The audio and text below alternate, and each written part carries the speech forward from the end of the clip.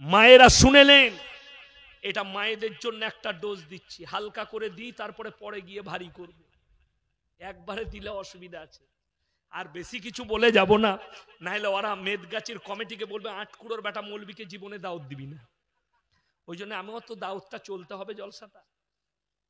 শুনেন, মায়েরা শুনবেন, যুবতীরা বিশেষ করে, তারা এখন বলতে চাইছে আমাদিকে অ্যাভয়েড করে, নিজের বাপ চাচাকে অ্যাভয়েড করে, যে এরা কিছুই জানে না।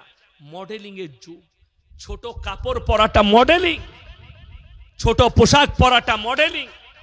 যদি ছোট পোশাকটা মডেলিং হয়, এই কালনা থানায় সব থেকে বড় মডেলিং হচ্ছে কালনা থানার কুত্তাগুলো, যারা পোশাকই পরে না। কথাটা বুঝতে পেরেছেন? কালনা থানার কুত্তাগুলো সব থেকে দামি মডেলিং, যারা পোশাকই পরে না। ভারতের এখন একজন বাবা বেরিয়েছে, খুব সুন্দর দেখতে, তার নাম হচ্ছে বাগেশ্বর ধাম বাবা। মুসলমানরা ইমান হারা হচ্ছে। কি বলছে? আরে আমাদের মৌলবীরা, এনারা ইমাম সাহেব, আমরা মাদ্রাসার শিক্ষক, আমাদিকে বলছে আমাদের মৌলবীরা কি জানেবে, বাবা তো কুंडली বলে দিচ্ছে। कागज लिए तुम्हारा बाप का नाम ये है, तुम्हारा माई का नाम ये है, तुम्हारा घर इधर है, तुम्हारा ये बीमारी है। बाबा के একজন জিজ্ঞেস করলে, बाबा बालेश्वर में ट्रेन का एक्सीडेंट हुआ, आपको पता था कि नहीं? बाबा बोले हाँ मेरे को पता था। मैंने बोला तो सबसे बड़ा क्रिमिनल बाबा है, उनको जेल में डालो। इतने लोग मर गए और बाबा को पता था, बाबा ने बताया नहीं। দ্বিতীয় নম্বর শুনেন, যে মুসলমানরা ভাবছেন বাবা আশ্চর্য জিনিস বলে দিচ্ছে, সেই কমজোর ঈমানওয়ালা মুসলিম ভাইয়েরা আজকে আমার কাছে নসিহত নিয়ে যান। এটা তো ছোট দাজ্জাল, যে আপনাকে কুंडली বলে দিচ্ছে। আল্লাহর কসম, বড় দাজ্জাল আয়েগা, বড় দাজ্জাল আসবে। মেঘ থাকবে না, তোমাদের চোখের সামনে আসমান থেকে বৃষ্টি বর্ষণ করে দেখাবে, মৃতকে জীবিত করে দেখাবে। তখন তোমরা তোমাদের ঈমানগুলো কোথায় রাখবে? ওই জন্য রাসূল আকরাম সাল্লাল্লাহু আলাইহি সাল্লামের হাদিস, আমার পরে কেউ যদি কোনো আশ্চর্য জিনিস দেখাতে চায়, সেটা জাদু ছাড়া আর কিছু তোমরা ধরবে না। এটা মাথায় রাখবে, এটা জাদু, জাদু টনা। এই बागेश्वर धाम बाबा के प्रश्न করছে, दुनिया का सबसे पुराना धर्म कौन सा है? बाबा ने सवाल का जवाब दिया, सबसे पुराना धर्म सनातन धर्म।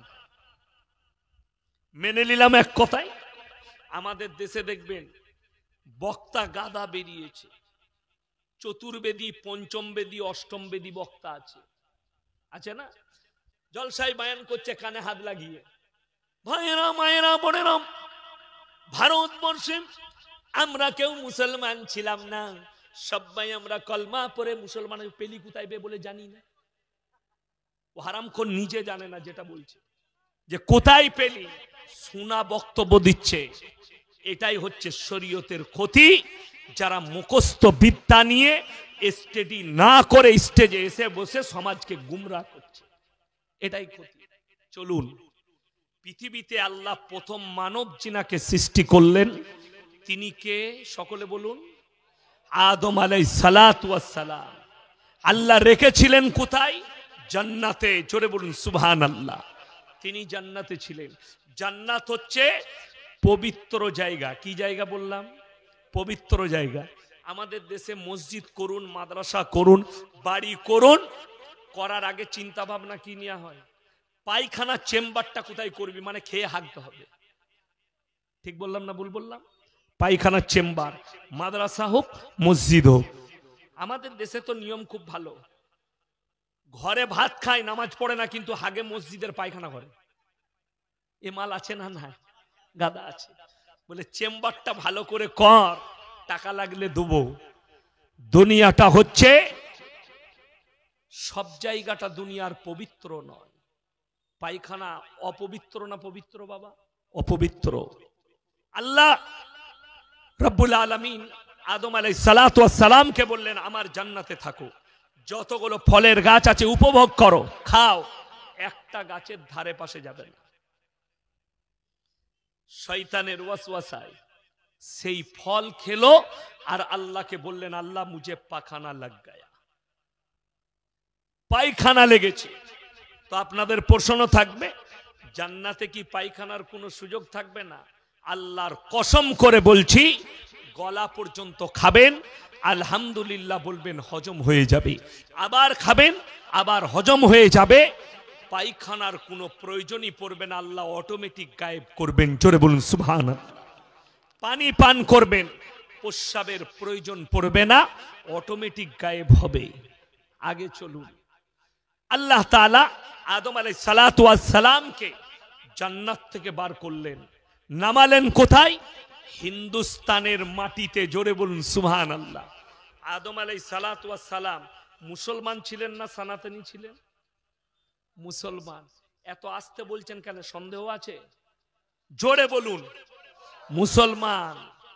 আমার মুসলমান ভাই, তিনি যদি মুসলমান হয়, হিন্দুস্তানের মাটিতে যদি প্রথম আল্লাহ নামায়, সহি হাদিসের রওয়ায়াত শুনেলেন, আল্লাহ দুনিয়া শুরু করেছেন মুসলমানের দ্বারা, আর ইয়ার খাতম হবে মুসলমানের দ্বারা। জোরে বলুন সুবহানাল্লাহ।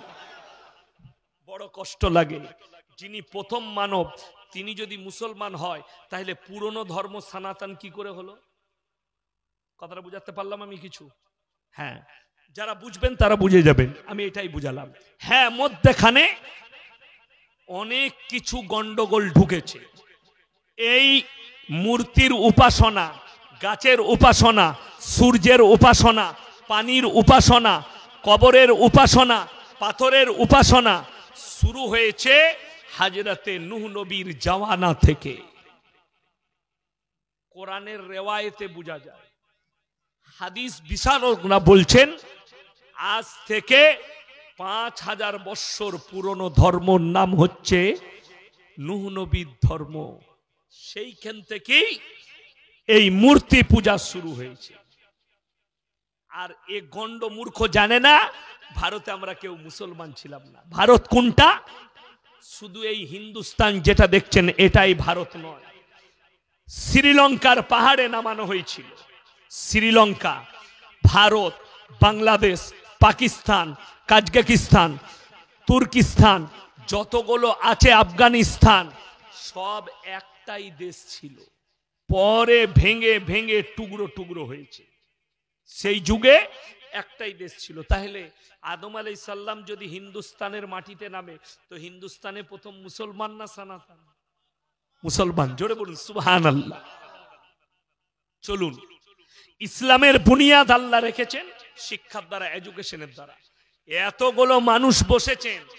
বর্ধমান জেলার থানাটা কোন থানা? কালনা থানা। 1 বছর না 2 বছর আগে কালনা থানায় একজন অফিসার ছিলেন, আমার খুব কাছের মানুষ, বন্ধু, রাকেশ সিং। এখন জামালপুরে আছেন, আমার খুব কাছের লোক। তো যাই হোক, আমি যে কালনা থানায় যদি সমীক্ষা করা হয়, আপনারা সবাই হাত তুলে বলবেন ইমানদারির সঙ্গে, প্রত্যেকটা মুসলমান নরনারীর জন্য দ্বীনি ইলম হাসিল করা কি বাবা? কানে কম শুনি, আরো জোরে বলুন। ফরজ। শুনে খুব খুশি হলাম, কিন্তু মুখে বলাটা সহজ, আমলটা বড় কঠিন।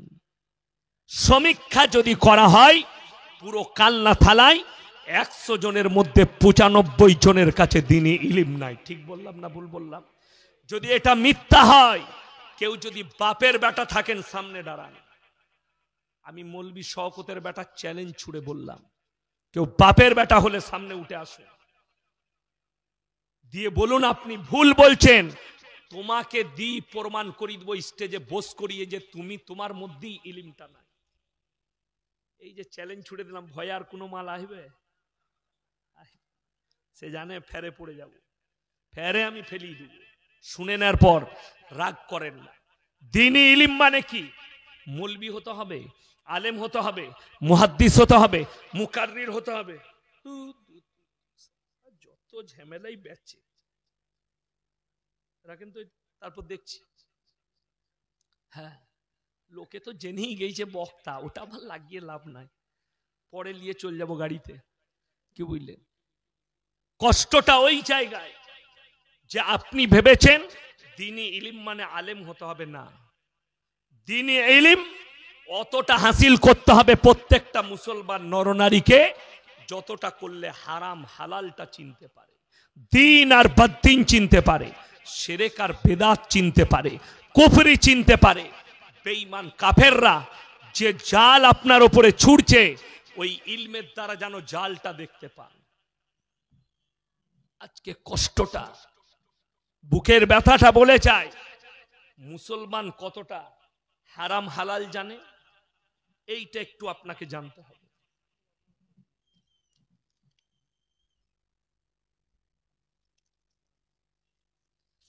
নামাজ পড়ে না, কোরআনে কতবার আল্লাহর নাম লেখা আছে, নামাজও নাই, রোজাও নাই, আন্ডার প্যান্ট পরে শুয়ে থাকে, বললেই খারাপ। আমি কালকে গিয়ে গুনবো, গুনে তোমাকে বলে দেবো। কথাটা বুঝতে পারেননি? আমার তো গুনতি নাই, নম্বর আমার আছে, ইউটিউবে নিয়ে নিবে, হোয়াটসঅ্যাপে দিয়ে দেবো। আজকে রাতে যাবার সময় ফোন করে দেবো, 2-4টা হাফের ছেলেকে পড়ার সময় গুনে নিবি, দিয়ে আমাকে হিসেবটা জানিয়ে দিবি। এইটাই আমাদের সমাজের সমস্যা। নামাজ পড়ে না কিন্তু বলে শালা মুহররম করতেই হবে বে, কিন্তু হারামখোর নামাজ পড়ে না। নামাজটা ফরজ না ওইটা ফরজ? আল্লাহ দিলেতে বিশ্বাস রাখে, পরে বলবো, এটা জবাব আমি দেবো, পরে দেবো। চলুন এখন যেটা বুঝাচ্ছি, মুসলমান ছেলেরা, মুসলমান মানুষ হারাম হালাল কতটা বুঝিয়েছে এটা আজকে আমি বলে যাচ্ছি। আমাদের দেখবেন বর্ধমান জেলার মানুষ, বিশেষ করে আমার এলাকার ছেলেরা, প্রচুর ছেলে গাড়ি চালায়, লরি চালায়, চালাই না চালায়, ট্রাক, দামি দামি বালির ঘাটগুলো সব আমার বাড়ির কাছে, সিল্লার ঘাট, গোহগ্রাম ঘাট, বালি চলে আসছে কান্নায়, কলকাতা, আপনার নদিয়া, সব জায়গা চলে যাচ্ছে বালি। চলুন, মুসলমান যুবক লরি চালায়, হাই রোডে দাঁড়িয়েছে হোটেলের পাশে, ঢুকেই হোটেলে এক বোতল মদ দে তো ভাই, মদটা খেয়ে নিলে, এরপর বলছে মুরগির মাংস আর রুটি নিয়ে আই। সে হোটেলের কর্মচারী বেচারা মুরগির মাংস আর রুটি এনেছে। ই জাতে মাতাল হলে কি হবে, তাল হারাম করে ঠিক আছে, মুরগিটা জবাই না কাটা, আমরা মার হারাম করকে জুতো করে। কথাটা বুঝতে পেরেছেন? মদ খাচ্ছে আর মুরগিটা জিজ্ঞেস করছে, মানে ই বুঝে লিছে মদটা খাওয়া যাবে কিন্তু মুরগিটা জবাই খেতে হবে। কতটা হারাম হালাল বুঝেছে শুনেন। এখন তো আসল বাঁশটা দিই নাই, আরো বাঁশ বাকি আছে। হ্যাঁ, এই তো শুরু করলাম, দাঁড়া, খুব ইমানদারির সঙ্গে বুঝবেন। আজকে আমাকে লাস্ট বক্তা করেছে, আমি দোয়া করব, আপনারা দোয়া করবেন। অনেকের মনে মনে নিয়ত আছে দোয়া করব জলসায়, এতগুলো মানুষ আছে, দোয়া কবুল হয়ে যাবে। তোমার জানাই নেই দোয়া কবুলিয়াতের জন্য প্রথম শর্ত যেটা শরীয়তে রাখা হয়েছে, রাসূল আকরাম সাল্লাল্লাহু আলাইহি সাল্লাম হাদিসে বর্ণনা করেছেন, সেটা 1 নম্বর হচ্ছে হালাল খাবার, তবে দোয়া কবুল হবে। 1 নম্বর হালাল খাবার। ভেবে চলুন, সকালবেলায় উঠে যদি বর্ধমান টাউনে যান, কালনা বাজারে যান, কোনো অপরিচিত হোটেলে খেতে গেলে আপনাকে জিজ্ঞেস করতে হবে না দাদা মুরগিটা জবাই না কাটা? কথা বলে জিজ্ঞেস করতে হবে কেন? আপনার জন্য শর্ত হালাল খাবার। আপনি শুনে গেলেন, রাতের বেলা ইয়াসিন ভাই মেদগাছিতে এসেছিল, বলেছে জবাই করা মাংস খাবি। সকালে দোকানে গিয়ে বলছেন দাদা 1 কিলো জবাই করা মুরগির মাংস দাও। কিনছেন জবাই করা মাংস, কিন্তু টাকাটা আবার সুদের টাকা, সেই একই মাল দাঁড়িয়ে গেল। কথাটা বুঝাতে পারলাম? সুদের বায়ান করা লয়, এই সুদের কথা বলছি। সকালবেলায় আপনাদের এলাকার চায়ের দোকানে সুদখোর মাল কটা গাল দিবে, ও বাজে মলবি বে, তো তোরা গাল দিলে কোরআনের আয়াত পাল্টাবে না। কথাটা বুঝতে পেরেছেন না পারেননি? জবাই করা মাংস কিনছে, টাকাটা সুদের টাকা, একই জায়গায় দাঁড়িয়ে গেল। সুদ হারাম না হালাল? আমি বলবো না, কোরআনকে জিজ্ঞেস করুন। ওয়াহাল্লাল্লাহুল বাইয়া ওয়া হাররামার রিবা। হে আমার নবী, পৃথিবীর মানুষকে বলো সুদকে হারাম করেছি, ব্যবসাকে হালাল করেছি। রাসূল আকরাম সাল্লাল্লাহু আলাইহি সাল্লাম হাদিস বর্ণনা করলেন, কেউ যদি 1 টাকা সুদ খায়, নিজের মায়ের সঙ্গে 36 বার জিনা করার সমান পাপ হবে। জোরে বলুন নাউজুবিল্লাহ। এই সুদের বায়ান, হালাল বায়ান। আমাদের অনেক সমাজের লোক বলে ইয়াসিন ভাইকে দাওয়াত দে, হক কথা বলে। আমাদের ইমাম বলতে পারে না। তোর ইমামকে তুই অধিকার দিয়েছিস বলার? কথাটা বুঝতে পারেননি? ইয়াসিন বলছে কেন? আমার চাকরি যাবার ভয় নাই। ভয় আছে? ভয় নাই। কমিটির ছেলেরা যদি বলে হুজুর এত কড়া কথা বলবেন না, গাড়ি দাঁড়িয়ে আছে, নামবো, পালিয়ে যাবো, তুই বুঝে লিগা। কথাটা বুঝতে পারেননি? আবার যেখানে যাব একই কথা বলবো, তোর কোথায় লাগবে আমি জানি না, হক শুনতে হবে। কিন্তু ইমাম বলে দিলে ইমামের চাকরি চলে যাবে। আজকে নাম করব না, ইউটিউবে রেকর্ডিং হচ্ছে, কালকে ছাড়বে। গ্রামের নাম বলবো না, গ্রামের নাম আমি বলবো না, কিন্তু শুনে যান, এই বর্তমান জেলায় এমন একটা গ্রামে রমজান মাসে মাইয়াত হয়েছে। কি হয়েছে বললাম? মাইয়াত, লোক মারা গেছে। প্রত্যেক গ্রামে একটা করে মোড়ল থাকে, থাকে না? থাকে না? থাকে। আর কিছু কিছু গ্রামে এঁচড়ে পাকা মাল আছে। এঁচড়ে পাকা জানে? রোদে যে মালটা পেকে যায় সেটা খেতে খুব খারাপ। তো এইরকম কিছু মোড়ল আছে। তো দেখবেন মাইয়াত বাড়িতে জানাজার নামাজে এলান হয়, ইমাম সাহেবরা এলান করে, ভাই ইনি যিনি মারা গেছেন ইনার সন্তান দাঁড়িয়েছে, তো ইনার সন্তান আপনারা ক্ষমা করে দিবেন। কেউ যদি পেয়ে থাকেন কিছু টাকা পয়সা, সন্তানকে বলবেন, ইনি ঋণ পরিশোধ করবে। বলে না? বলে না? বলে। মোড়ল দাঁড়িয়ে বলছে, ভাই যারা মেহমান এসছেন জানাজার নামাজ পড়ে মাটি দিয়ে খানার ব্যবস্থা আছে, খানা খেয়ে যাবে। ইমাম মাইকটা কেড়ে নিয়ে বললে, রমজান মাসে এলান করা হারাম খানা। সকালবেলায় মসজিদ কমিটি তাড়িয়েছে। কাকে? ইমামকে। এটা যদি এই শওকতের বেটা মিথ্যা বলে থাকে, আমার গাড়িতে চাপুন। সেই ইমাম এখনো বর্ধমান জেলায় মজুদ আছে, কাছে বস করিয়ে দেবো, শুনে নিবেন খালি কি করেছিল। গেল ঈদের পরে আমার জলসা হলো, আমি জলসাই বললাম, আজকে আমি মেদগাছিতে বলে যাচ্ছি, কোন বাপের বেটা মলবি আর মুফতি থাকলে আমি 2 ঘন্টা স্টেজে আছি, নিয়ে আসুন। রমজান মাসে মাইয়াত বাড়িতে খানা রান্না করাটাই হারাম, খাওয়া অনেক দূরের কথা। যদি কোনো বাপের বেটা মলবি থাকে, সেই স্টেজে এসে আমার সঙ্গে চ্যালেঞ্জে বসুক, আমি 2 ঘন্টা আছি, নিয়ে আসুন কোন মুফতি আছে। আমি আর জীবনে বক্তব্য দেবো না, আমার এই কথাটা ভুল প্রমাণ করিয়ে দিলে। যদি বলে জায়েজ আছে, খালি এতটুকু প্রমাণ করাবে রমজান মাসে জায়েজ আছে। যদি বলে হুজুর অসুস্থ লোকরাও তো আছে, তুই অসুস্থ হলে তোকে কে যেতে বলেছে বে জানাজার ময়দানে খাবার লেগে? তুই অসুস্থ ঘরে শুয়ে থাকবি, তো যে লাভ নাই। বড় কষ্টটা এটাই। আপনাকে দেখিয়ে দেবো, আপনার এলাকায় দেখে নেবেন, কাল থেকে লক্ষ্য করবেন। আমার এই কথাটা আমি যদি বানিয়ে বলে যাই, মাইয়াত হয়, এলান হলো, জোহরের নামাজের পরে জানাজার নামাজ হবে, মসজিদে ফরজ নামাজ হচ্ছে, আর কিছু হজরত উজু করে বসে আছে, ও খালি জানাজা পড়বে। ঠিক বললাম না ভুল বললাম? এই লোকগুলোকে জিজ্ঞেস করো যে জানাজার নামাজটা ফরজে কিফায়া আর এইটা কি নফল? জোহরের 4 রাকাতটা নফল, ফরজ। আর জেনে শুনে যে ফরজ নামাজ কাজা করবে সে গুনায়ে কবিরা করলো, বড় পাপ। রাসূল আকরাম সাল্লাল্লাহু আলাইহি সাল্লাম বলছেন, যার নামাজ নাই তার মধ্যে ইসলাম নাই। যারা এখানে বেনামাজি বসে আছেন তারা শুনে যান, আমি কারো মুখ তাকিয়ে কথা বলি না। তোমার যদি হৃদয়ে ভয় থাকে, তুমি আজ ফজর থেকে আর নামাজ কাজা করবে না, আজ ফজর থেকেই তুমি নামাজি হবে, আর জীবনে নামাজ কাজা করব না। যার নামাজ নেই তার ইসলাম নেই। এটা রাসূল আকরাম সাল্লাল্লাহু আলাইহি সাল্লামের হাদিস। আপনি বলছেন দ্বীনি ইলম হাসিল করেছি, আজকে ইমামরা হক কথা বলতে পাই না কেন? আপনি অধিকার দেননি। দেখুন, গায়ে লাগা একটা কথা বলে যাচ্ছি, এই পুরো কালনা থানায়, কালনাতে একটা বড় মাদ্রাসা আছে, আছে না নাই? আছে। কালনা আছে, এইদিকে সহজপুর আছে, আছে না নাই?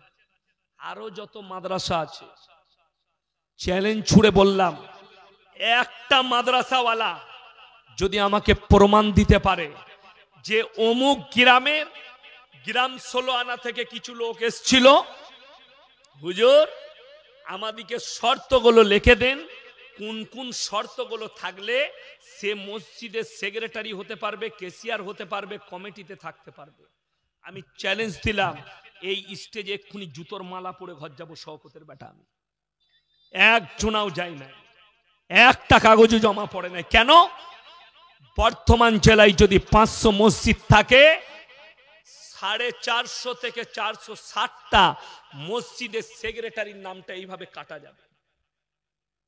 এক ওয়াক্তের নামাজ হারামখোর জুম্মা পর্যন্ত পড়ে না, সেই লোক মসজিদের সম্পর্কে কি জানবে? কেন? পয়সা আছে, গায়ে শক্তি আছে, ওকে মোড়ল করে দে, ওকে সেক্রেটারি করে দে। এইটা হচ্ছে সমাজের সমস্যা। আজকে শুনেলেন, হে আমার বর্তমান জেলার ভাইয়েরা, কালনা থানার মানুষ, আজকে আপনারা ব্র্যান্ড চিনতে পারেননি। ব্র্যান্ড যদি মুসলমান চিনে যেত, আজকে অযোগ্য লোকরা আজকে মসজিদের দায়িত্ব পেত না। কষ্টটা ওই জায়গায়। ব্র্যান্ড কি? যারা শিক্ষিত সমাজের ছেলে আছে তারা জানবে। এই মোবাইল, এটা কোথায় কিনলি? এটা ব্র্যান্ডেড মাল। বলে না অনেকজন, এই প্যান্টটা ব্র্যান্ডেড মাল। আমি প্রত্যেক বছর বাইরে যাই, রাজ্যের বাইরে জলসা করতে যাই। তো হায়দ্রাবাদে প্রতি বছর যাই আমি। এই বছরও গিয়েছিলাম, তার আগের বছর। কষ্টটা শুনেলেন কোথায়?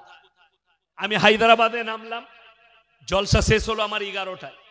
তো আমাদের কালনার, বর্ধমানের, হুগলির অনেক ছেলে আছে, সোনার ব্যবসা করে। তো আমাকে একজন বললে, হুজুর আমাদের কাছে চলুন, হ্যাঁ ঘোরাঘুরি করাবো, তারপরে আপনাকে আমরা এয়ারপোর্টে ছেড়ে দিয়ে আসবো ফজরের পরে। চলুন, গেলাম তাদের সঙ্গে।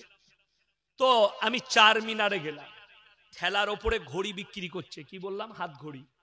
একটা ব্ল্যাক কালারের ঘড়ি আমার পছন্দ হলো। আমি তাকে জিজ্ঞেস করলাম কিতনা রুপিয়া? সেই ছেলেটা বললে 200 রুপিয়া। আমরা 150 মে মিলেগা? বলে লে লিজিয়ে। আমি ধরে হাতে পড়ে নিলাম, টাকা দিয়ে দিলাম। সেই ঘড়ি পরি আমি দুর্গাপুর কাজী নজরুল ইসলাম এয়ারপোর্টে নামলাম 10:30টায়। গাড়িতে চাপলাম, মুর্শিদাবাদ ধুলিয়ানে জলসা। আপনাদের মতো এরকম শ্রোতা।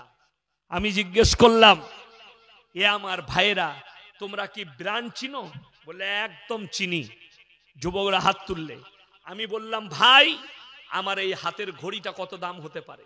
একজন যুবক বললে, হুজুর 7,000। একজন বললে, হুজুর 3,500। একজন বললে, হুজুর 2,500। একজন বললে 500। একজন বললে 1200। যতজন বলেছে কেউ ভুল বলেনি, সবাই ঠিক বলেছে। আপনারা বলবেন, হুজুর ঘড়ির দাম তো 150, তাহলে সবারটা ঠিক হলো কেন? হ্যাঁ, যে 7,000 বলেছে সে মনে মনে ভাবছে ইয়াসিন সাহেবের মতো বক্তার হাতে ঘড়ি আছে, যখন মালটা কমা হবে না, মালটা দামি হবে। কথাটা বুঝতে পারেননি? সবাই এই নিয়তেই বলেছে, কিন্তু ঘড়ির দাম 150 কেউ জানে না।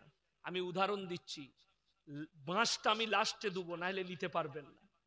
কি বুঝলেন? আমার থেকেই শুরু করেছি। একটা যদি এই মেদগাছি গ্রামের গরিবের ছেলে ছিঁড়া প্যান্ট পরে সকালবেলায় যায়, 10টা লোক চায়ের দোকানে বসে থাকলে তারা বলবে এটা গরিবের ছেলে, ওদের পয়সা নাই। বলবে না? বলবে না? ওই প্যান্টটাই শাহরুখ খানকে পরিয়ে দেন, এরা বলবে দারুণ ডিজাইন বে। কোথায় পাওয়া যাবে? খালি লোকটা পাল্টি গেল, প্যান্টটার দাম পাল্টি গেল। কথাটা বুঝতে পারলেন না? পারলেন না? এরপর চলুন অরিজিনাল বাঁশটা দিই। আজকে সমাজের অবস্থা ব্র্যান্ড চিনতে পারেনি। একটা লোক সুদ খেয়ে আর লোকের মেরে নিয়ে বড় লোক হয়েছে, লোকের ভাইয়ের সম্পত্তি মেরে বড় লোক হয়েছে, সুদ খেয়ে বড় লোক হয়েছে। মসজিদে 50,000 টাকা দান করেছে বলে আর পয়সা আছে, একে মোড়ল করে দে, তাকে আমরা চেয়ার ছেড়ে দিই। আর একটা চাষি লোক যে মাথার ঘাম ফেলিয়ে হালাল পয়সা রোজগার করেছে, আলু বিক্রি করে 5,000 টাকা রোজগার করে মাদ্রাসা মসজিদে 500 টাকা দিয়েছে, তাকে আমরা সম্মান দিতে পারি না। ব্র্যান্ড বুঝাতে পারলাম? বুঝতে পেরেছে? হৃদয়কে জিজ্ঞেস করবেন, চোখ দিয়ে পানি পড়বে আপনার। সমাজ আজকে কোথায় গিয়ে পৌঁছাচ্ছে, কোথায় দাঁড় করিয়েছি আমরা। এইগুলো হওয়ার কারণ একটাই, মানুষের কাছে দ্বীনি ইলম নাই। রসুলের হাদিস, এমন একটা যুগ আসবে সত্য বিলুপ্ত হয়ে যাবে, মিথ্যা প্রকাশ পাবে।